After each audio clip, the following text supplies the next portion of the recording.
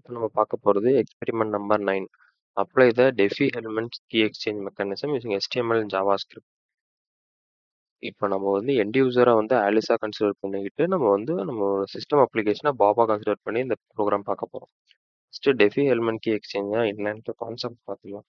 Diffie-Hellman இந்த method எப்படி எதுக்கு யூஸ் பண்ணுறாங்கன்னா ஒரு மானிட்டர் நெட்வொர்க்கில் நம்மளோட சீக்ரெட் கீ எப்படி ஷேர் பண்ணுறது செக்யூரான்றதுக்காக இந்த Diffie-Hellman கான்செப்ட் ஒர்க் ஆகுது. இப்போ நம்மக்கிட்ட ஆலிஸ்ன்றவங்க யூசர், அதாவது பாபுன்றது நம்மளோட Java script browser program.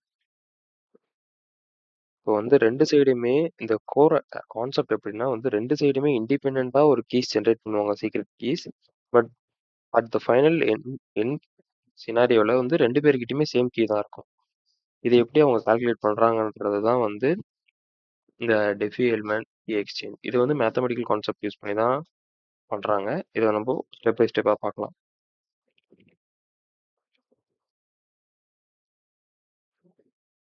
First public values. Both Bob and Alice ரெண்டு பேர்கிட்டயுமே பிரைம் நம்பர்ன்றது பியாவும் பேஸ் நம்பர் ஜின்னு ரெண்டு நம்பர் இருக்கும். இது ரெண்டுமே பப்ளிக், யார் வேணா பார்த்துக்கலாம். And private keys. ஆலிஸ் ஒரு ப்ரைவேட் நம்பரை சூஸ் பண்ணுவாங்க, சீக்ரெட் நம்பர். பாபுமே ஒரு சீக்ரெட் நம்பர் சூஸ் பண்ணுவாங்க, ஏபி. இது இது ப்ரைவேட் நம்பர், யாருக்குமே ஷேர் பண்ண மாட்டாங்க. இதை வச்சு நம்ம பப்ளிக் கீ ஜென்ரேட் பண்ணுவோம். Like G power a mod p இந்த ஃபார்முலா யூஸ் பண்ணி நம்மளோட வேல்யூஸ் மட்டும் சேஞ்ச் பண்ணி நம்ம வேல்யூஸ் ஜென்ரேட் பண்ணுவோம். அந்த ஜென்ரேட்டட் ஷேர் கீயை நம்ம ரெண்டு பேருமே ஆலிஸ்ல சீக்ரெட் கீன்னு ஒன்று ஜென்ரேட் பண்ணியிருப்பாங்க, ஃபார்முலா யூஸ் பண்ணி. அண்ட் பாப் கிட்ட ஒரு ஜென்ரேட் பண்ணியிருப்பாங்க ஒரு சீக்ரெட் கீ. இது ரெண்டுமே சேமாக தான் இருக்கு நம்ம ஜென்ரேட் பண்ணும்போது. இது ரெண்டுமே ஒழுங்கா இருந்துச்சுன்னா இதுதான் Diffie-Hellman key exchange. இது ஆக்சுவலா மேத்தமெட்டிக்கல் கான்செப்ட்ன்றத நம்ம சால்வ் பண்ற மாதிரி இருக்கும். இது ஏன் சேஃப்னு சொல்றாங்கன்னா, இந்த மெத்தட் யூஸ் பண்ணி ஒரு அட்டாக்கர் நம்மளோட என்கிரிப்டட் மெசேஜை ஃபைண்ட் அவுட் பண்ணாலுமே அதை டீக்ரிப்ட் பண்றதுக்கு அவங்களுக்கு வேல்யூஸ் வேணும். A and b values. இந்த ரெண்டு வேல்யூஸ் இல்லாம அவங்களால அதை டீக்ரிப்ட் பண்ணவே முடியாது. அதனாலதான் இது ரொம்ப சேஃப்னு சொல்றாங்க. நம்ம இப்போ ப்ரோக்ராமிங் இம்ப்ளிமெண்டேஷன் பார்க்கலாம்.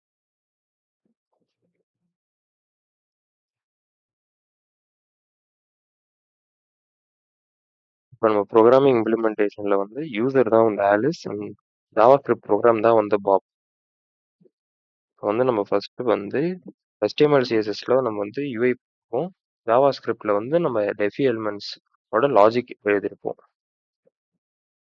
நம்ம கோர் ப்ரோக்ராம்ஸ் மட்டும் இப்போதைக்கு பார்க்கலாம். நம்ம இது title Diffie-Hellman's key exchange title கொடுத்துருப்போம்.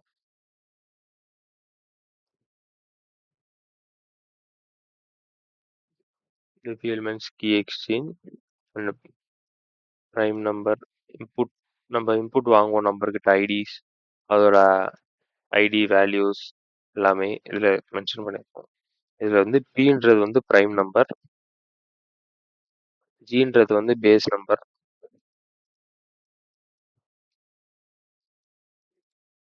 அண்ட் ஆலிஸ் பிரைவேட் கீன்றது என்னன்னா நம்ம யூசர்கிட்ட ஷேர் பண்ற கீ, யூசரோட சீக்ரெட் கீ. இதுல இந்த பெர்ஃபார்ம் டிஹெச்ன்ற பட்டனை கிளிக் பண்ணும்போது, அதாவது ஜென்ரேட் ஷேர்டு சீக்ரெட் ஒரு பட்டன் இருக்கும். அந்த பட்டனோட ஃபங்க்ஷனாலிட்டி அதை கிளிக் பண்ணா அந்த பெர்ஃபார்ம் டிஹெச்ன்ற ஃபங்க்ஷன் கால் ஆகும் ஜாவா ஸ்கிரிப்ட்ல. அதுல தான் நம்மளோட ஃபங்க்ஷன்ஸ் இருக்கும், ஒர்க்கிங் பார்ட். ஜாவா ஸ்கிரிப்டோட மெயின் லாஜிக் பார்க்கலாம்.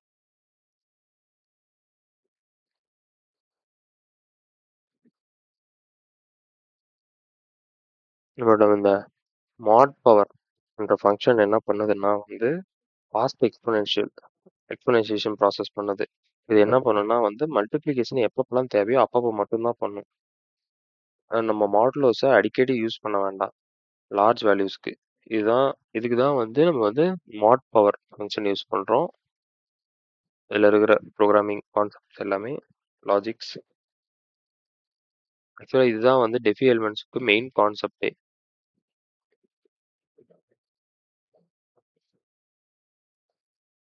And perform DH.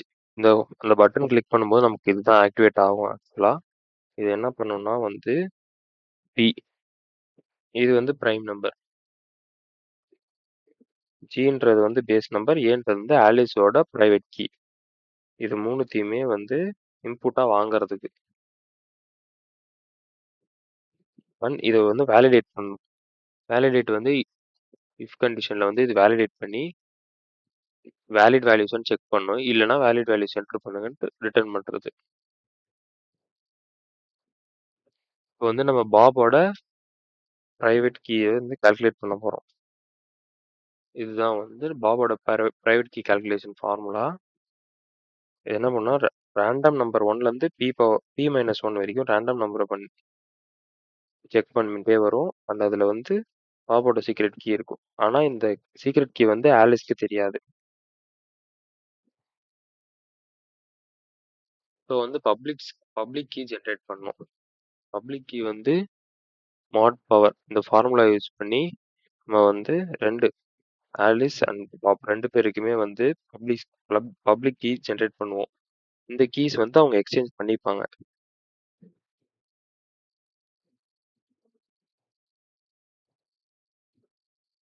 ஒரு ஷேர்டு சீக்ரெட் கீ வந்து 2 பேருமே ஜென்ரேட் பண்ணதுக்கு அப்புறம் இது ரெண்டுத்தையுமே வெரிஃபை பண்ணுவாங்க.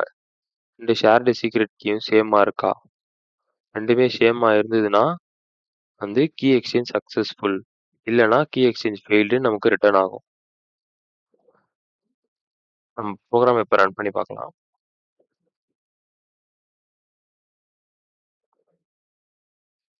இதுதான் அந்த program.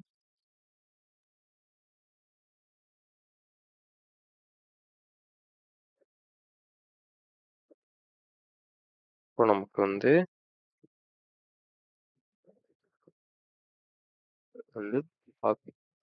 Public prime number price values இருக்கு. ஆலிஸோட பிரைவேட் கீ நம்ம இப்போ இன்புட்டா கொடுக்கணும். ஆலிஸோட பிரைவேட் கீ இப்போ வந்து பப்ளிக் கீ வந்து 23ல இருக்கு, பேஸ் வந்து 5ல இருக்கு. நம்ம வந்து ஆலிஸோட பிரைவேட் கீ வந்து 6ன்னு வச்சுக்கலாம். வந்து ஜென்ரேட் ஷேர்டு சீக்ரெட் கீ கொடுத்தோம்னா வந்து